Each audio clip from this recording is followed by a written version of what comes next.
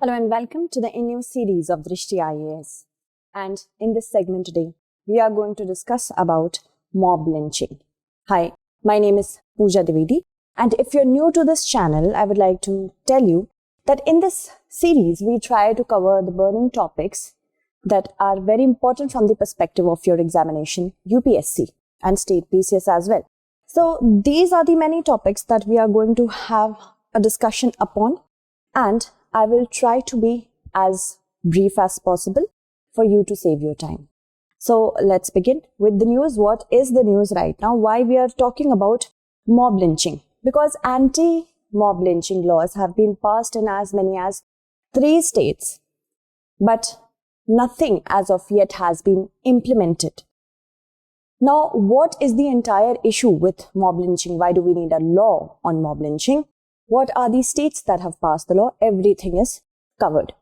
So the problem right now is with the system. With the system in the sense that there is not any sort of definition of lynching anywhere. Specifically, if we talk about IPC, Indian Penal Code, why the states are passing the law but they are not getting implemented? Because the center is trying to understand the definition and trying to see if any clause in the laws are inconsistent with the central law. Are they deviating or are they unconstitutional? Since the last 4 years, we are watching instances of lynching going unpunished. Why? Because no definition, and because of a lack of definition, no reliable data. When we have no reliable data, no policy or law. So this is what we are going to discuss. What is mob lynching? Mob lynching goes back, this word goes back to 18th century. Lynching. Lynching was a word that finds its origin in the 18th century in the US. In contemporary times, lynching or mob mobocracy, it means the act which are targeted in nature in order to make violence occur, and this is by a very large group of people. This targeted violence can be against a human being or a property, or it can be public or private. These acts are done in order to get instantaneous justice. Maybe in India, people they are lacking the faith in the judiciary, then they take the laws in their own hands. This is an instance which is actually very shameful for human dignity. And what are the reasons? There are many reasons. First, there is rising intolerance about anybody else's ideology, rising intolerance against anybody's way of living, intolerance with respect to disagreement. First is that there may be increasing gulf or schism between two people or a group of people, and when it becomes so heightened, the intolerance culminates into the acts of violence. Also because of predetermined, pre-created or presumed biases. If the person follows some sort of another religion, another ideology, we might not be able to understand the person from the core and just form a bias. And because we form a bias, we do not communicate because there is a wall standing between us. And because of that, we might already have hatred just because not for the person, but for the ideology. And that results in the hatred for that person. There is a lack of faith in judiciary. Maybe the judiciary, because of the pending cases, is taking so long for justice to occur. People start thinking that it is them who can get it instantaneously. Instant gratification. Also mob justice. This is something which is very prevalent nowadays, not only in India, but around the world. They think that if we resort to certain instances such as lynching to get or solicit justice, it would result in the betterment of the society, which is not true at all. certain times in order for a person to settle grudge with another person, the first person can rally a group against that person just to satisfy his own grudge, satisfy his own ego. But it might be not justifiable, because mob is, when it gets radicalized, it becomes very easy to rally them behind any cause. They are clouded by their own ideologies. The police right now, it has been found out in Jharkhand, 2 out of 3 policemen think that lynching is a natural reaction to anything unjust that is happening in their society, specifically in rural area. And because of the rise in cow vigilantism, this is something that India has witnessed since the last couple of years. In the name of cow, personal grudges or scores are being settled. So these are the many things that have been happening in India. What about the laws? Why do we need a law? Because of course, whenever something is so much heightened, whenever there comes a tipping point when it might demand any sort of regulation, then we form a law. Right now, we do not have any specific law with respect to the Indian scenario. Why? Because first, law and order is basically a stateless subject in the 7th schedule of the Constitution, and it might be very difficult for the center or the union government precisely to make a law on something which is not defined as of yet. As I told you in the earlier instances, that lynching has not been defined. So why do we need law? Because any sort of lynching on any grounds, even if the person has actually perpetrated the crime, we cannot resort to mob justice. Why? Because this is a violation to human dignity, which is promised in the Article 21.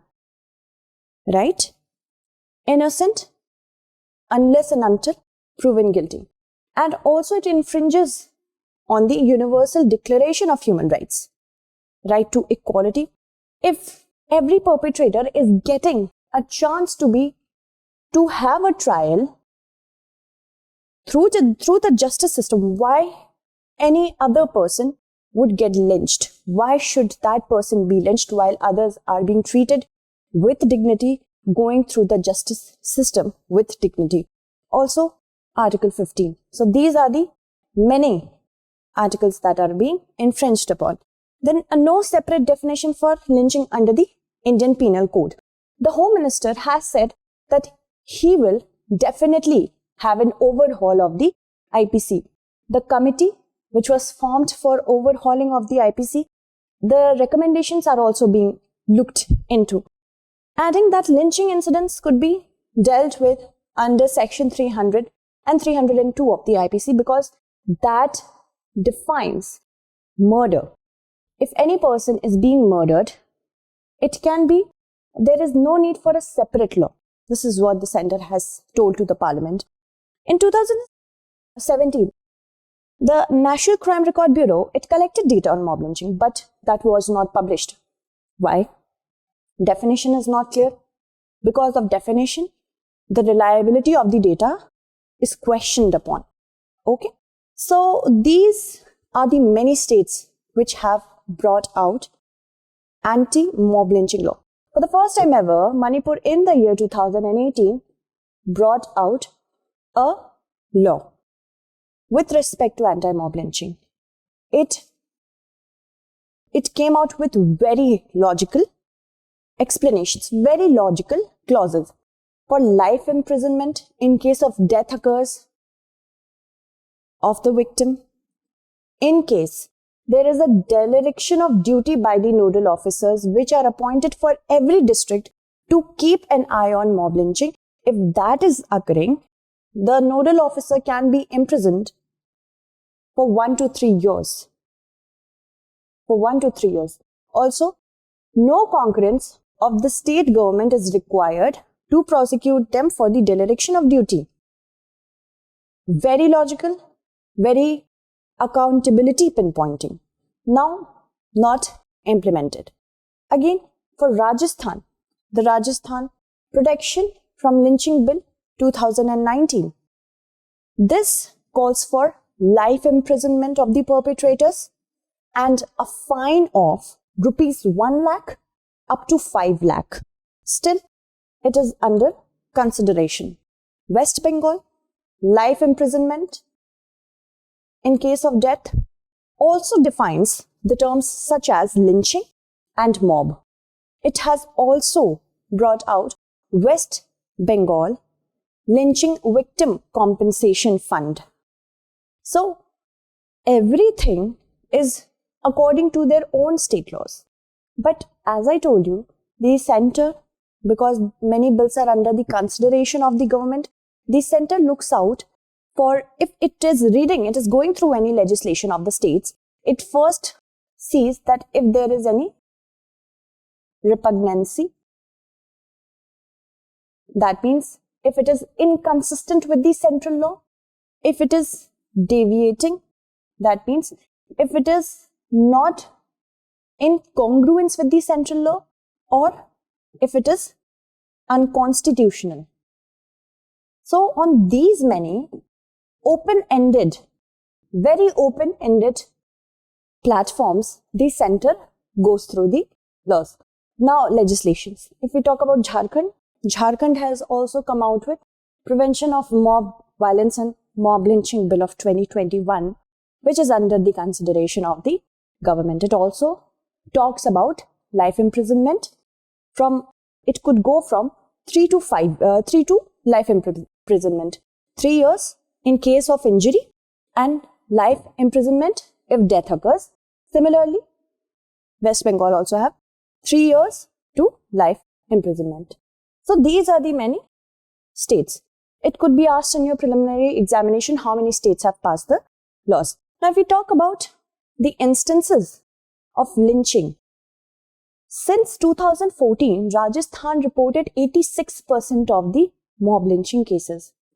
Situation is similar in Jharkhand, where mob justice is being touted to perpetrators in the name of instant justice. You see, if we talk about this data shows Jharkhand, Madhya Pradesh, Karnataka, Andhra Pradesh, Telangana, Rajasthan, Assam. So many states are in the grip of mob lynching. Moving on, if we talk about, has it ever been acknowledged? Yes, it has. By the Supreme Court in the year 2017. The Tehseen S. Poonawalla versus Union of India, the Supreme Court called the mob lynching instance as horrendous acts of mobocracy. It also provided certain directives for the state to have fast-track courts in every district so that mob lynching specific cases can be dealt instantaneously. Also, compensatory scheme for the victims and the family of the victims in mob lynching if the victim has died. Also, public and law order, as we know, is a state subject. So what can we do? If we cannot have a central law, we can at least have a model act on which delegated legislation could be passed on to the states to frame their own laws. And there should be penal action for dereliction of duty. Specific nodal officers, they should be appointed, and they should not just agree to the fact that lynching is a natural reaction of the society. That is very wrong. Police reforms are the need of the hour for better humanization of police. The amount to be paid to the victim should be taken out from the perpetrator's pocket. The biggest issue with mob lynching is how to prove who was involved in mob lynching and who was not. The biggest thing is lack of evidentiary support, which we need to form a solution about. And punitive action against any political leader who is giving rise to lynching because of the hate speeches political leaders, they should be held accountable. Any political leader. Because political leaders are actually having all the power because of the people's mandate.